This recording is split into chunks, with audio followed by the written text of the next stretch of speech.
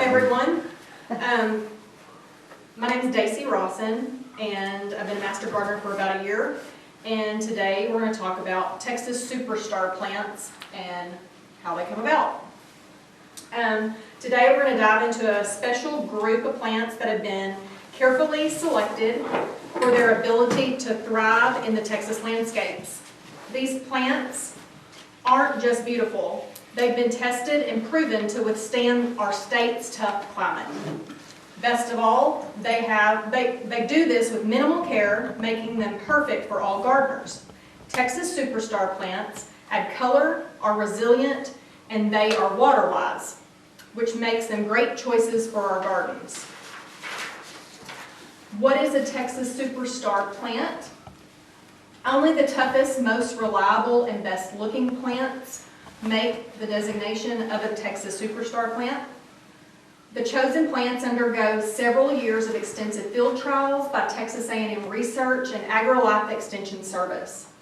Plants must show superior performance under Texas tough growing conditions, and the plants receive minimal soil preparation, reasonable levels of water, and no pesticides. So how are the plants selected? Texas environments vary a great deal, east to west and north to south. Searing summer heat, drought, and as we've recently experienced, freezing winters.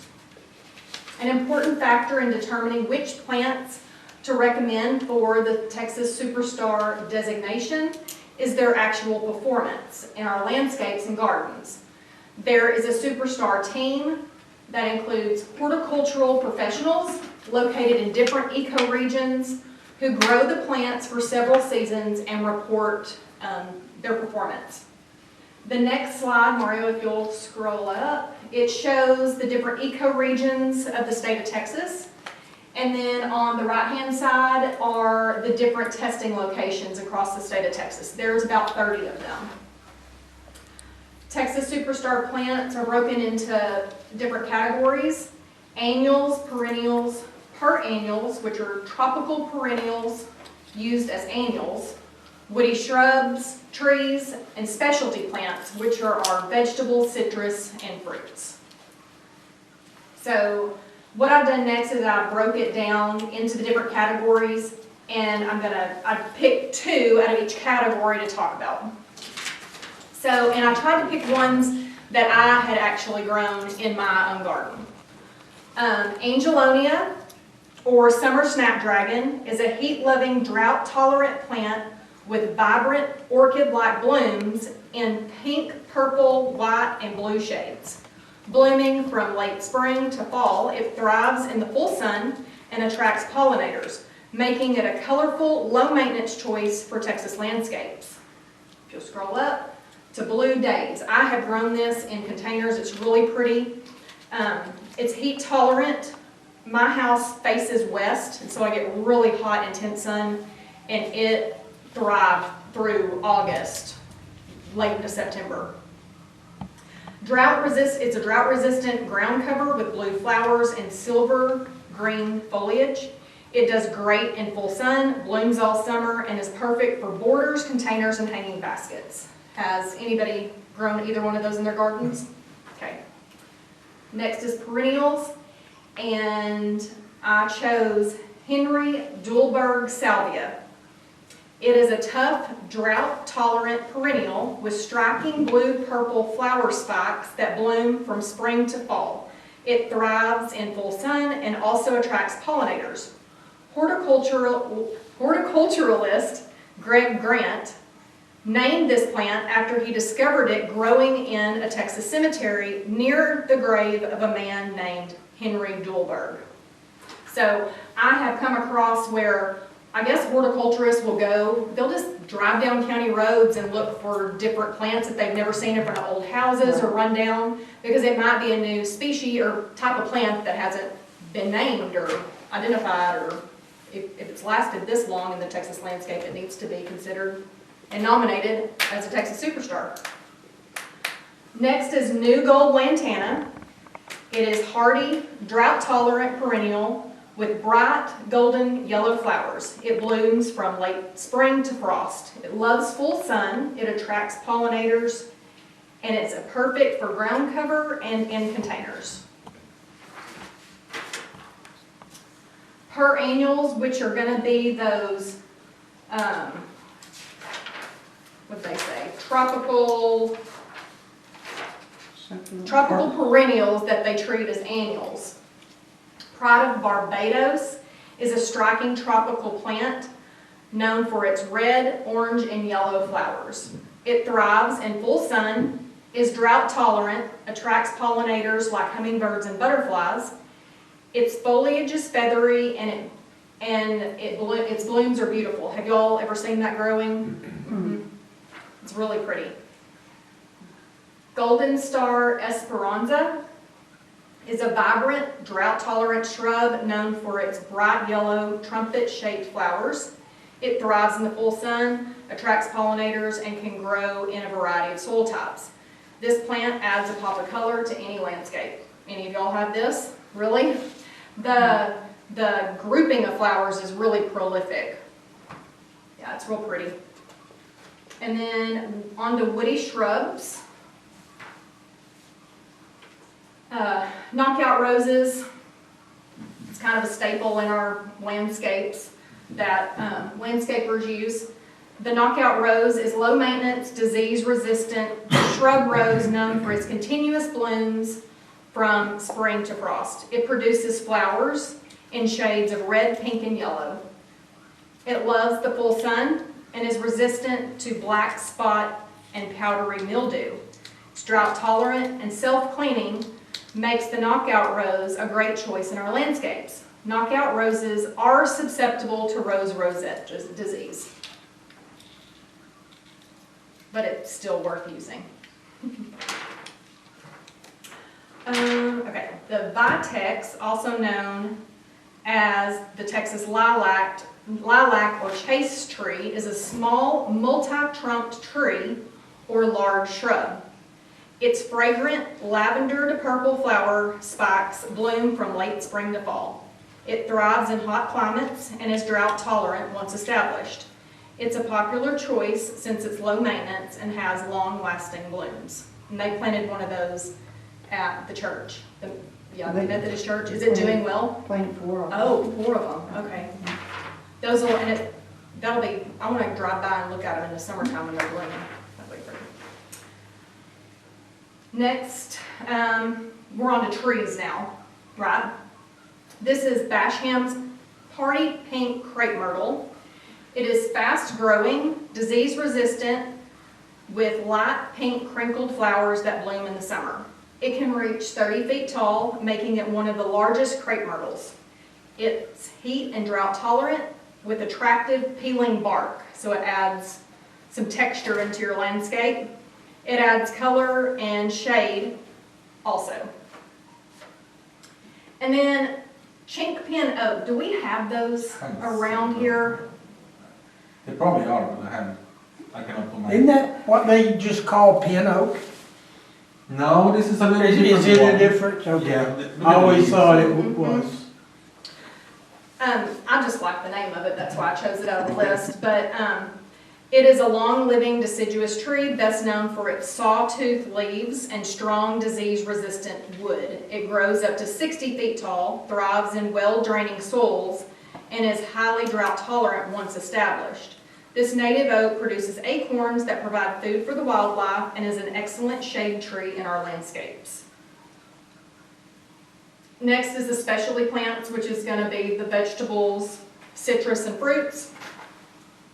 I chose the Arctic Frost Mandarin hybrid.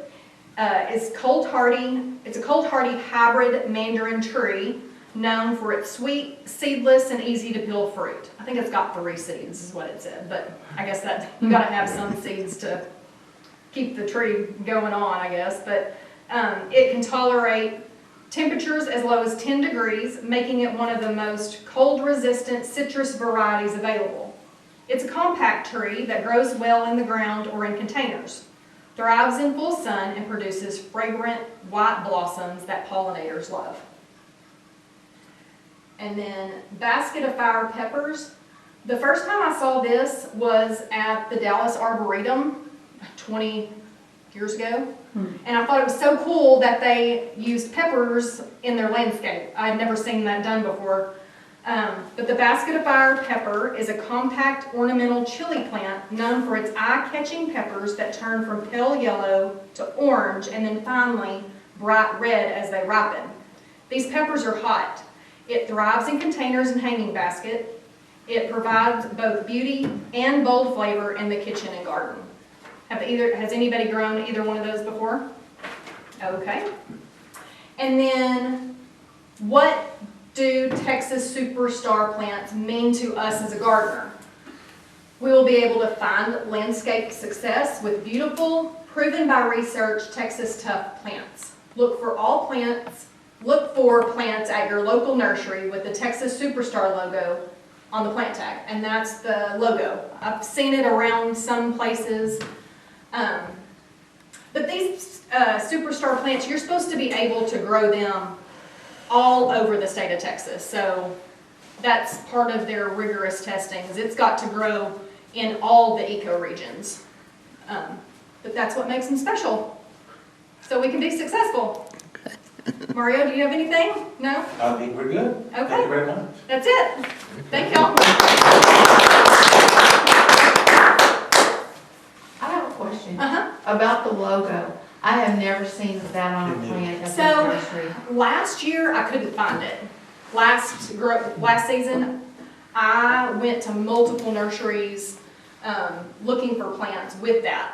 But in the past, I have seen, it'll be like A tag that Like, with a rubber well- band on it? that, or it'll be printed on the bucket. Okay. But I think for our area, you're probably just gonna have to look for the plant name. Right. And just reference back. I printed off the brochure that there's many plants in the Texas, there's over 60 of them to choose from. If we went to, like that pink crepe myrtle, if we went looking for that pink crepe myrtle, if it doesn't matter what grower it comes from, do you think? No, because what I think is if they, correct me if I'm wrong, but growers, they have to pay money to use that logo, and it goes back to the Texas Superstar program. I think it's like 20 cents a tag or something. Like it's not a lot. It's just this is to help market their plants to sell. Is there any place locally that you found these plants? Okay. No, but I'm gonna look again this season. I think Those two? those would probably be at a licensed nursery like Callaway's and some of the You think bigger so? places like that. Okay. And if you look at the website, there's actually part of that group that actually, They're nearby Tyler, there's a Longview and Tyler. I want to say there was 4 or 5 nurseries that were listed. I didn't recognize any of the names, but on the Texas Superstar Plants website, you can search the nurseries that are local, within, I don't know, 100 miles. Right. Then it'll tell you which nurseries will have those. Yeah. And I think you're absolutely right. What they did is a conglomerate of breeders and plant producers and seed producers that get together. They try the different varieties at different levels. They actually get into the list for a while. I remember when the roses were, you guys remember when we started with Belinda's Dream? That was a rose that eventually make it to airtime and eventually make it to the Superstar. It's actually a process, a evaluation process. And some of them, they try them in different places and they fail and they don't reach that status. So Yeah. that's what is so critical, that everybody's unified, and when you buy that plant, you get certain characteristics, regardless of who's growing. That's what we were voting on down there Right, that is correct. when we go Oh, that's to neat. trial. Uh-huh. Yeah. There used to be a field day in Overton. Actually, I never go. can remember that. And actually, there's a part that all the growers select the different, it's mainly landscaping plants. Yeah. And there's an opportunity for those who are visiting to cast their vote and see which one they look better at that point. Is that a testing garden? It is a testing trial. It's not a garden because it's yearly. Oh, It used okay. to be yearly, they just planted 1 year, and whenever they're ready for the field day, Mhm. people evaluate the different varieties. Yeah. And my understanding is some of those locations that were listed on that map are like extension, It is. our We have master one here. gardeners. Yes. Uh-huh. Our local, we used to have a garden on the outside by the airport Okay. with those Texas superstars in it. Oh, very cool. They're still there. Sweet. Yep. Anybody else? Have any questions? Okay, Thank you very much. all right. Thank you.